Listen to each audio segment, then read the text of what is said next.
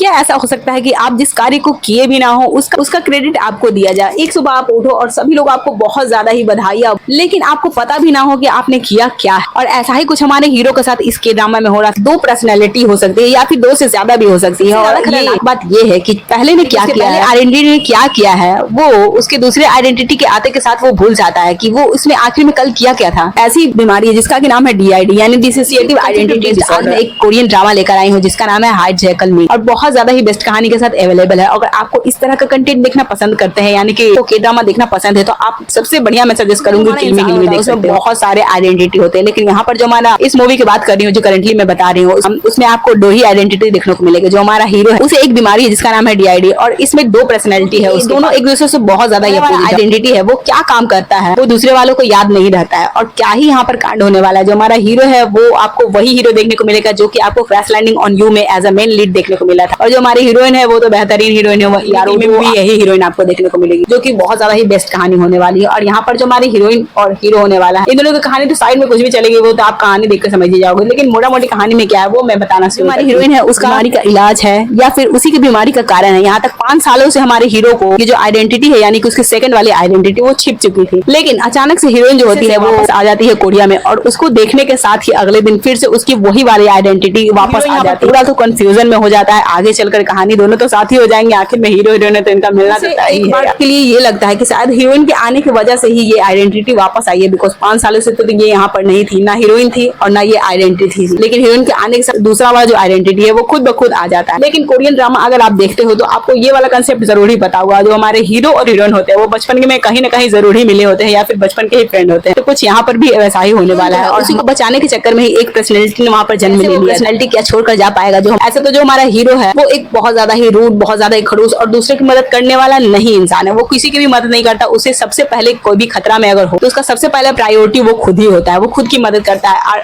ऐसा आपको ड्रामा जब आप देखोगे तो आपको पता चलेगा जब वहाँ से रिलीज हो चुका था और लोग में पूरा भगदड़ मच गया था। वहाँ पर एक लड़की जो होती है हमारे हीरो से हेल्प मांगने आती है, लेकिन हमारा जो हीरो होता है उसका जो रियल वाला आइडेंटिटी है जो कि रियल में खुद है वो उसे धक्का देकर खुद अपने आप को प्रोटेक्ट कर लेता है। वाला जो नेचर है वो बहुत ज्यादा ही रूड है और सिर्फ अपने बारे में सोचता है, लेकिन उसका जो सेकंड वाला नेचर है, सेकंड आइडेंटिटी है, बहुत ज्यादा ही अच्छा बंदा है और सबकी मदद करता है। वो हमेशा उसका प्रायोरिटी यही होता है कि वो दूसरों की मदद करता है। ये डिजीज शायद उसके खुद के अंदर के डर के कारण ही जन्म ले चुका है और ऐसा हो सकता है आगे जाकर आइडेंटिटी हो सकती है और भी उसके अंदर आ सकती है। तो क्या ही कहानी में आपको यही सब कुछ कंसेप्ट देखने को मिलेगा और क्या हमारा हीरो जो है अपने आइडेंटिटी से छुटकारा पा जाएगा। और उससे भी ज्यादा मजेदार बात ये है कि उसका जो सेकंड वाला आइडेंटिटी है, जो हमारे हीरो का सेकंड आइडेंटिटी है, वो बहुत ज्यादा ही प्यारा बंदा होता है और सबका हेल्प करता है और उसको प्यार हो जाता है हमारी हीरोइन से। लेकिन जो हमारा फर्स्ट वाला बंदा है, मतलब जो रियल में वो जो हमारा हीरो बिल्कुल भी पसंद नहीं करता यार। लेकिन अंततः जो हमारे दोनों आइडेंटिटी होने वाले हमारे हीरो को, दोनों के दोनों आइडेंटिटी सेम लड़की को ही पसंद करते हैं और उसके फादर इस बात से बहुत ज्यादा ही वरीड होते हैं, बिकॉज कुछ समय पहले भी ऐसा ही कुछ हुआ था। उनके दोनों आइडेंटिटी लड़की को पसंद करते थे और जिसके कारण वो लड़की जो होती है उसको इसकी बीमारी के बारे में पता चलता है और इसे छोड़कर चली जाती है। तो इसके बाद हीरो के साथ कुछ खतरनाक सा घटनाएं हो जाती है और उसके पिता को फिर से लगता है कि कुछ ऐसा ही दोबारा ना हो कि हमारी जो हीरोइन है उससे दूर चल जाए। लेकिन उन्हें नहीं पता होता है यार कि हमारी जो हीरोइन है वो बहुत बड़ा ही